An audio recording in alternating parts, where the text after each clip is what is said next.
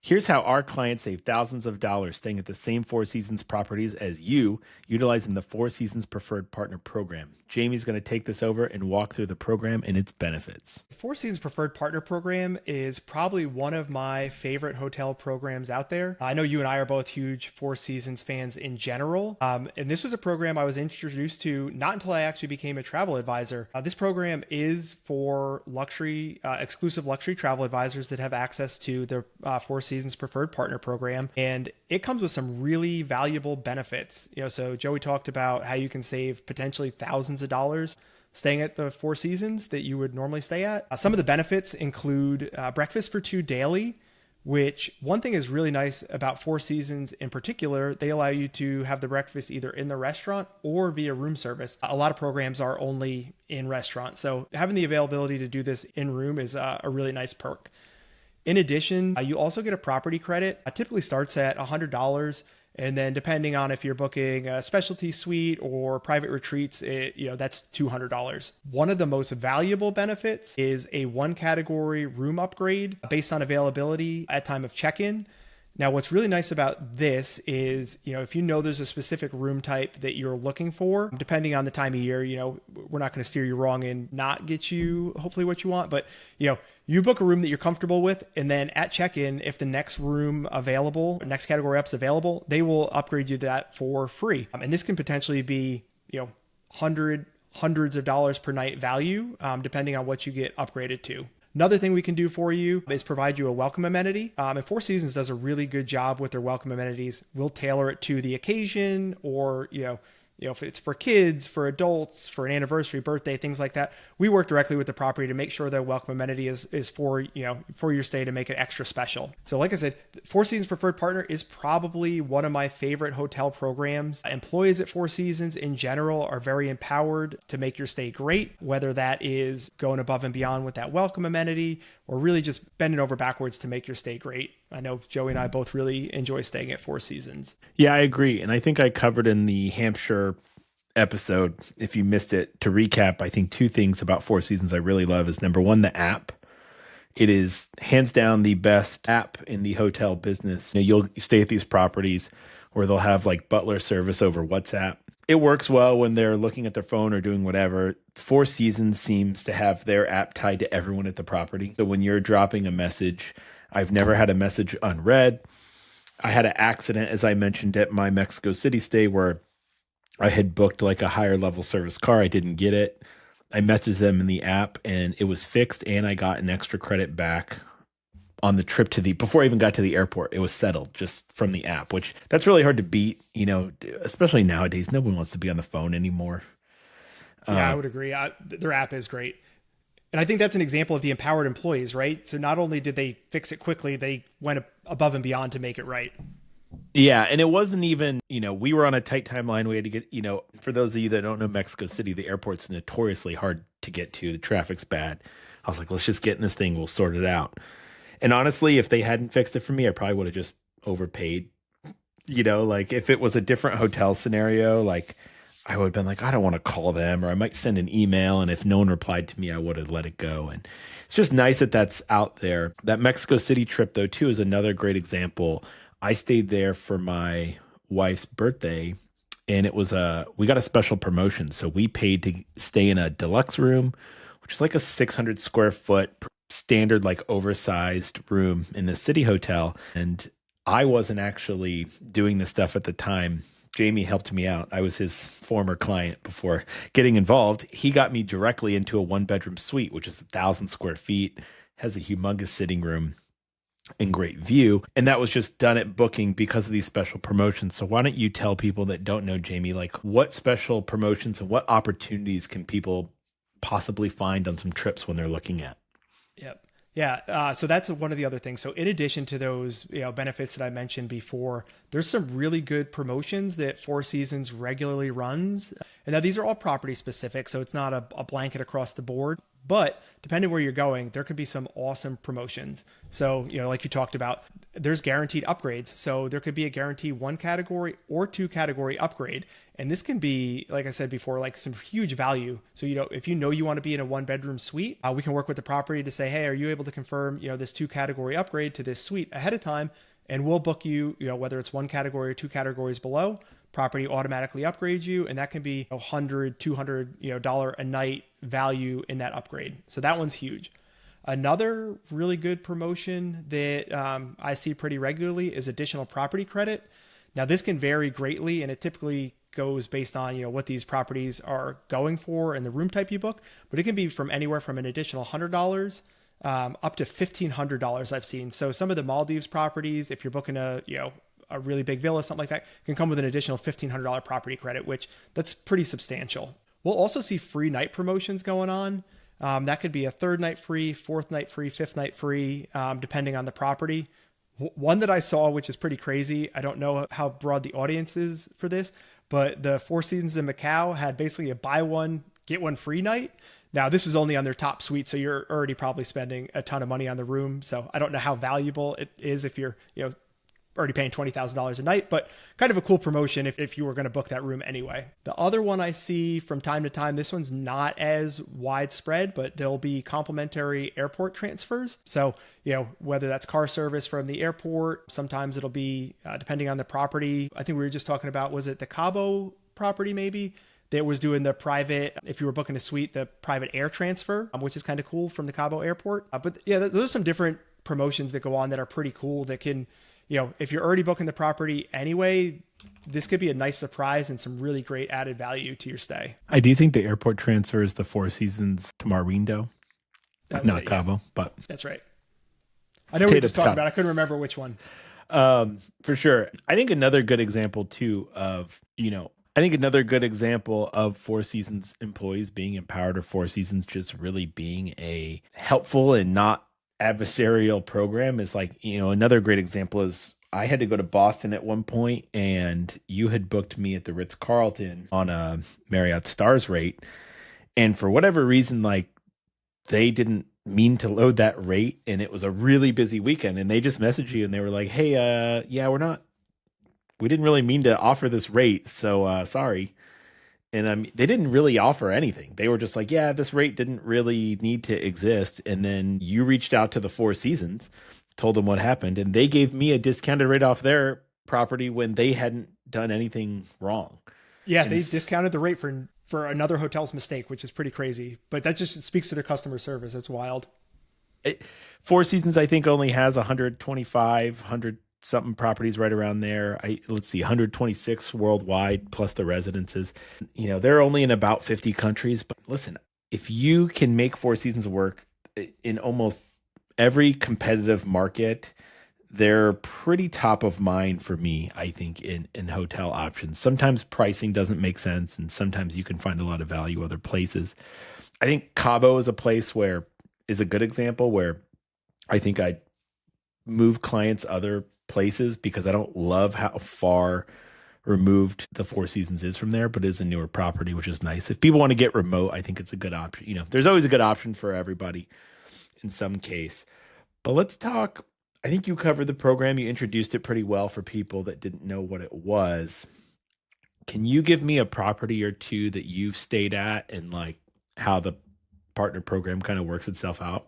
Yeah, so I have a few to talk about. One that I really like, and just talking about special promos and stuff. Now, this may be out of date by the time people view it or anything. Whistler, Four Seasons Whistler, is one that I really like, and it was actually a really good value.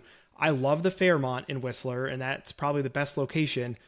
But the way that the Four Seasons in Whistler typically prices out, it would be hard pressed to justify staying at the Fairmont when you could potentially save thousands of dollars staying at the Four Seasons. And it's a great property. We went Martin Luther King weekend maybe 2 years ago, and I think they were running a 5th night free promo at the time. I'm looking right now, and I think there's a 4th night free actually going. But the way it priced out was crazy. We stayed in an executive suite, which was a pretty large suite. It was plenty big for the 4 of us when we stayed there. And I want to say it was like $3,000 or $3,500, whatever it was. It was crazy good value for ski season. I mean, if you stayed in a comparable room in like Vail or something, it would be probably 2 to 3 times the price. On top of that, you got the US dollar to, the, Canadian is very strong right now. So you're already cheaper to ski there, cheaper food, cheaper everything. So that was one of my favorite properties and a really great value. Just add to it, right? So it's not true ski in, ski out. It's a short walk to the base of the slope, which we were a little bit nervous about, but it was super short walk. And they actually have a shuttle. So if you don't want to make that, couple hundred-yard walk or whatever it is, they'll shuttle you there. And at the base of the mountain, they do have a ski butler, so you don't have to haul your stuff back to the hotel. So, in the morning we'd grab our stuff, put it on. They would have hot chocolate, coffee, croissants, donuts, stuff like that in there. And then at the end of the day, we'd come back and we'd leave our stuff there. Everything would be warm and dry when we got it the next day. And in the afternoon, they'd have chocolate chip cookies. They'd have hot chocolate again, so the kids love doing that each day. Yeah. And I think two things about that Whistler trip too. It's pretty repeatable. Like we booked for a client for Thanksgiving. I want to say they did 6 nights at $3,500 in one of those suites, which, once again, if you go and price out Four Seasons Vail, and Four Seasons Vail has its place, but I mean, you're paying $20,000 plus probably on Thanksgiving week. And then another cool thing about Whistler too, I'm definitely not the skier of this organization, but I have a lot of friends with like Epic Pass, and Whistler is an Epic, property. So it's, if you've bought your yearly ski pass and you're like, oh, well, I don't want to go because of that. A lot of people that do ski have their Epic yearly pass. So, I mean, I think that also makes it enticing as well. What about for our Disney crowd? I don't know if we have any of those listeners, but there is a Four Seasons down there, and it technically is considered, right, like an on-property hotel. Yeah, the Four Seasons of Orlando is amazing. Whether you're staying on property, right? A lot of people are like, hey, I want to stay on property and stay at, the Grand Floridian. For a similar price, you can stay at the Four Seasons, which is really a true luxury property. The Grand Floridian has its place, but it is a Disney hotel on Disney property. Four Seasons is true luxury, great service. The rooms are beautiful. And I think you've stayed there too, right? That water park, when we went, we didn't want to leave. So we stayed at the Four Seasons Orlando as a resort trip. I didn't want to waste my time going to Disney those couple days. I just wanted to spend time at the water park. Beautiful gym there. You've got the golf course right there. You can actually do character breakfast right on property. And if you are going to do Disney, they have one of the nicest buses I've probably ever seen. It's like Freightliner or whatever it is, like true luxury bus, really nice leather seats that'll take you to the parks and things like that. You can also see the fireworks from the property, which is cool. So you can be back hanging out at your room. We had a park view room, so we could actually see Magic Kingdom and Epcot from our room, which was awesome. So we could sit on the balcony and watch the fireworks, even though we weren't doing the parks. So if you're going to be in Orlando and you want that true luxury experience, you want a little bit of Disney, but you want, you don't want to be immersed in the magic.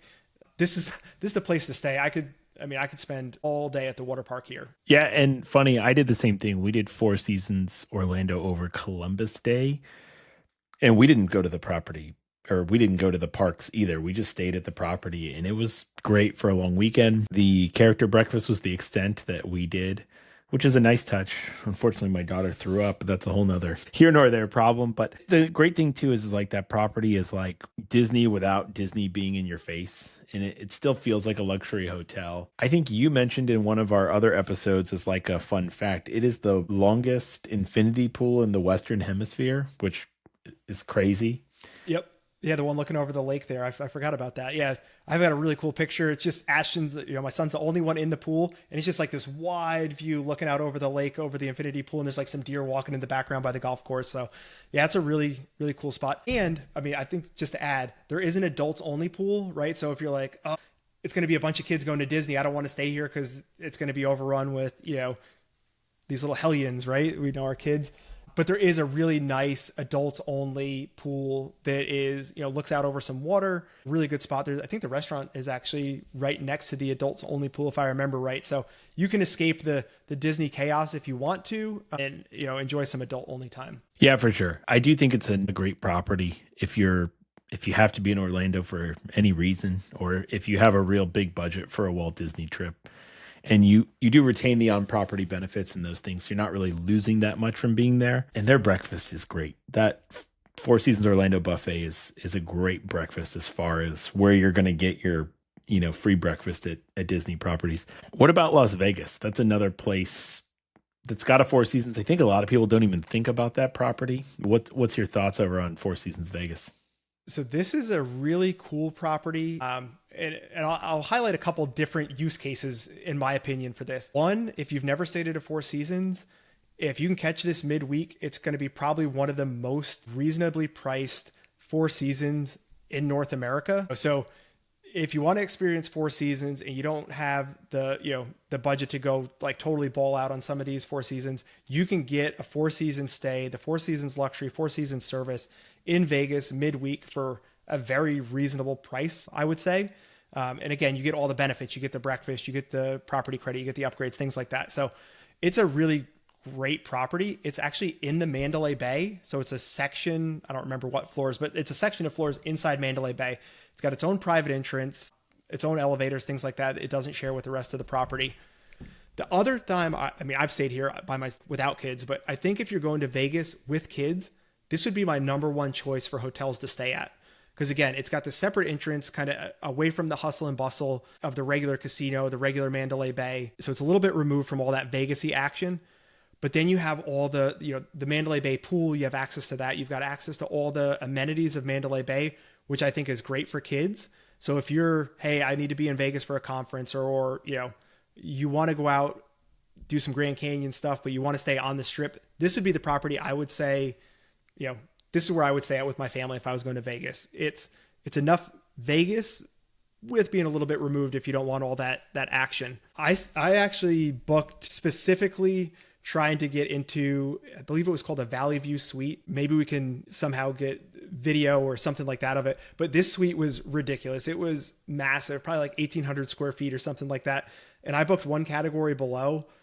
It was such a crazy deal I got. I only stayed for one night just to check it out, but it was like $500 or $600, and the upgrade I got was like a $300 or $400 a night upgrade. It was crazy. The room was nuts. We did breakfast in the room, which was awesome. Got the room service. So there's some really nice suites there with a ton of space, good for entertaining or staying with family. So if you're in Vegas, I would definitely say it's worth pricing this against some of the other properties.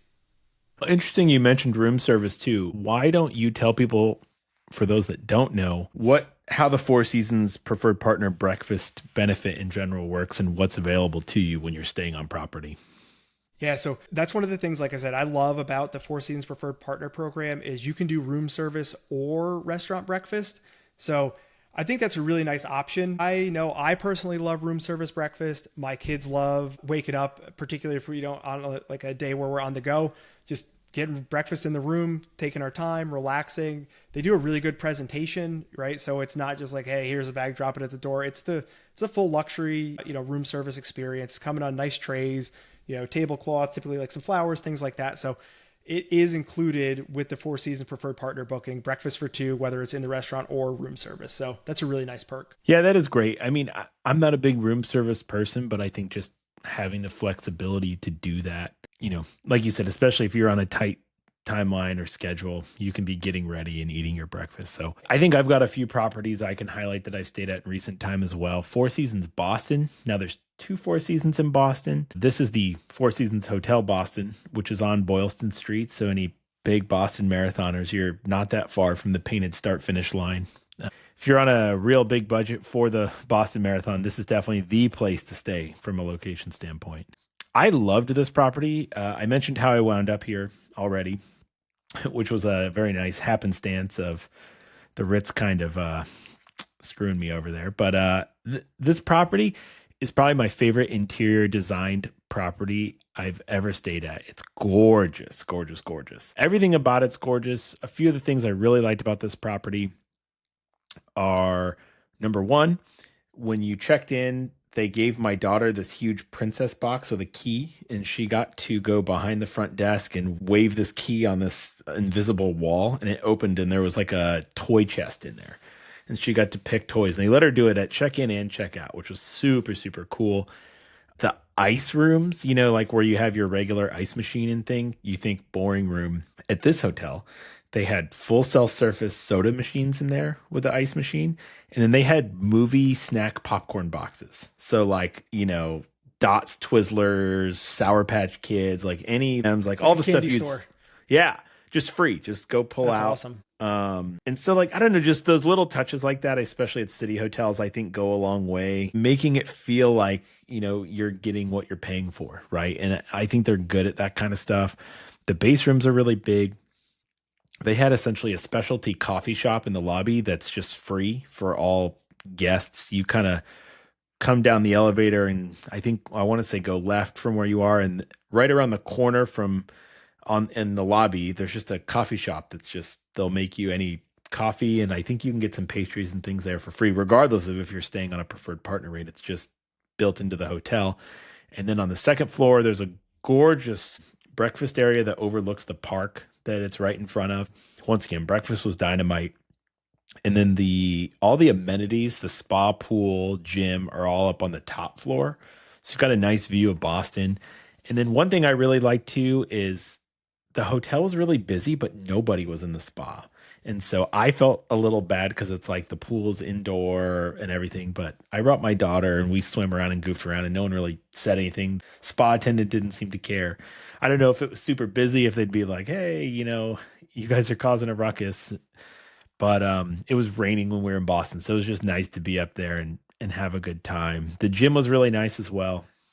So it's like the pool and spa are on one side of the building and the gym's on the other side. And they're kind of connected by these walkways, but they're glass. So you can see That's cool. into each other. But you have nice views of the city either way. Yeah. And it's a pretty recently renovated property as well. So, I think you're just getting a lot of value if you end up being in Boston. And like I said, city hotels are kind of tough, but it's the staff there was really phenomenal as well. And I really loved all the interior design. You touched on something that is probably worth mentioning. You talked about how big the rooms were for a city room.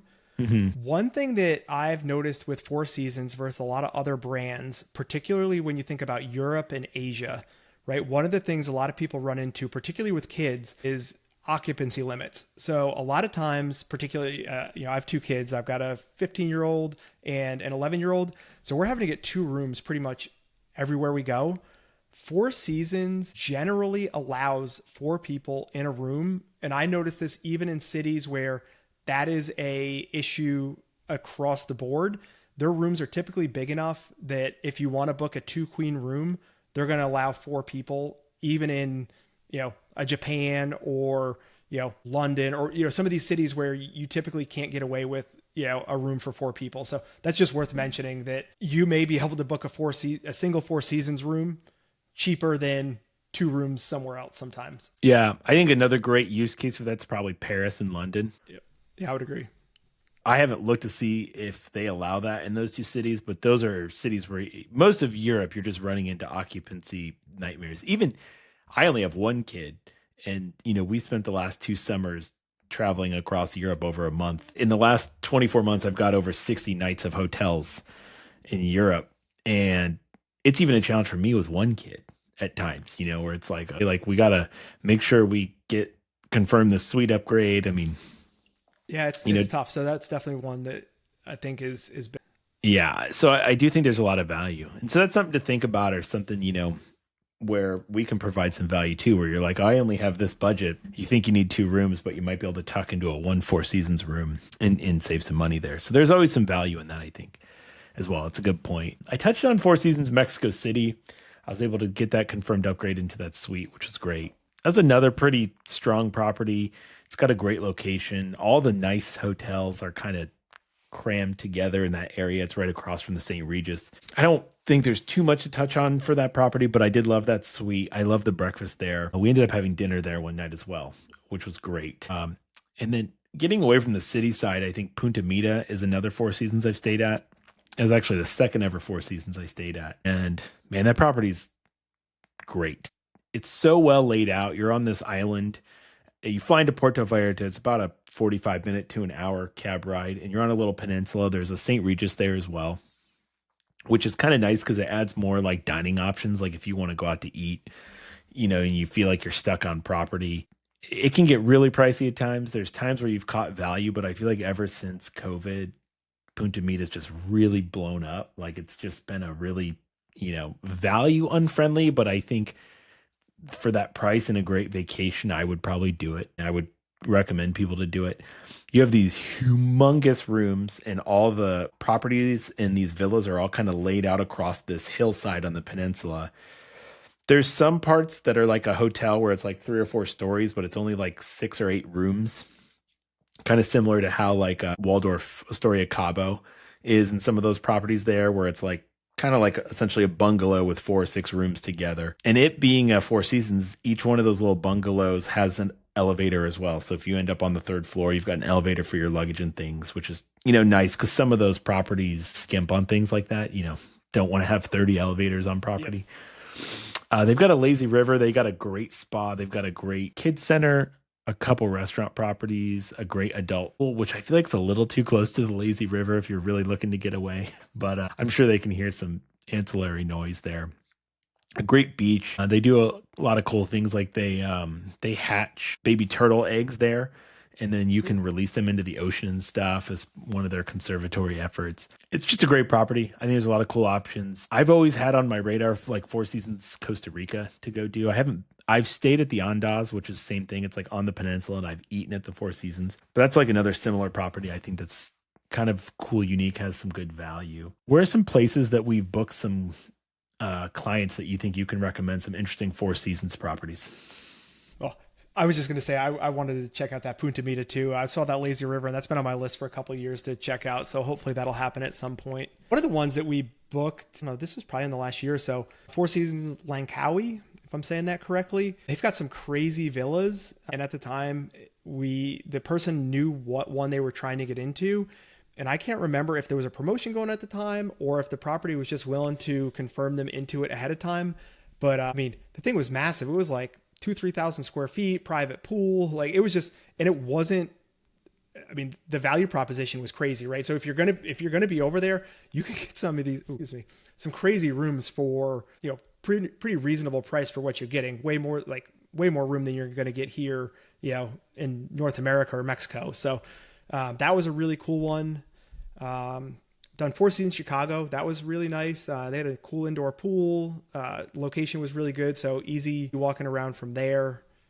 Those are a couple good ones off the top of my head. Yeah, I think I've got Four Seasons Nevis is another kind of interesting one. One of the, I think, things that turns people off about that property, and one thing that I had kind of been like, I don't even know how to get to Nevis. The nice thing is St. Kitts is not that far away. Most people refer to it as St. Kitts and Nevis. Yep. So I've actually, I've actually had that booked for myself multiple times. I was going to do that for my anniversary.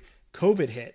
So if you're going to do it, that's actually a really good one to combine with Park Hyatt St. Kitts. You could do like a 3-4 nights at one, 3-4 nights at the other, which I think would be a cool stay. That's an interesting idea. And, the Caribbean's not really the most well-known place for like ultra luxuries. I think the Four Seasons is an affordable option if you're not trying to step into like the Amman Turks or something of that price point. The cool thing is like Four Seasons Nevis will offer from St. Kitts Airport, like you can get transfer boat service, and they'll bring you from the airport. I think it's $200 a head or somewhere around there, directly, and drop you off at the Four Seasons dock. And so it's like little touches like that too, I think, make a big difference when you're trying to figure out like, you want a vacation where you're not like trying to figure out these logistics and managing things. And St. Kitts Airport's easy. They've got direct flights from Miami. I think, do you guys have one from Charlotte? Yeah, I think we've got once a week on Saturdays, something like that. I know we flew down direct or nonstop and then had to connect on the way back. But yeah, it's pretty accessible. Yeah, airport's easy. Renting a car is not always the easiest there, but I think it's a cool spot. And I think if you plan it right, you do Four Seasons on the front end, because you could do the car to the dock, then the boat over to Nevis, and then the dock you're going to is right by the Park Hyatt St. Kitts. So you take the boat right back over, and then finish up your trip at the Park Hyatt, which is pretty cool. Definitely. Yeah, I think one thing to take away from this too is, I think there's some great destination vacations that you might think of Four Seasons with: Bora Bora, Maldives, all these fancy places, but they do a really good job anywhere you are. And I think if you're booking into some of these hotels, like in cities that are maybe under the Four Seasons price point, and you're like, man, I don't know if I can do the extra $100 for the Four Seasons, or they're about the same price point and you're maybe brand loyal to somewhere else, or you're tied to, I would say just try them, especially if there's a chance where you see a Four Seasons being cheaper priced. I think they just really, between like things like the app and then between, like you said, they have empowered employees and they really dial in their service well and they do their small touches really well. I think you'd be really impressed at like what your ROI on an experience of a weekend or work trip or somewhere that you have to be being at a Four Seasons versus some of these other luxury properties that are, in the same ballpark of properties you'd think of. I would definitely agree with you there. What else we got? Anything? That might be the Four Seasons episode wrapped up. If you're interested in booking Four Seasons with these extra benefits, hit us up. Should have a link down below to send a request. If you have any questions, post it in the comments. We'll be happy to answer. Again, I think this is one of my favorite luxury property programs. You can get some huge value. So hopefully if you're planning a Four Seasons trip coming up, hit us up and we'd be happy to help. Thanks, guys. See ya.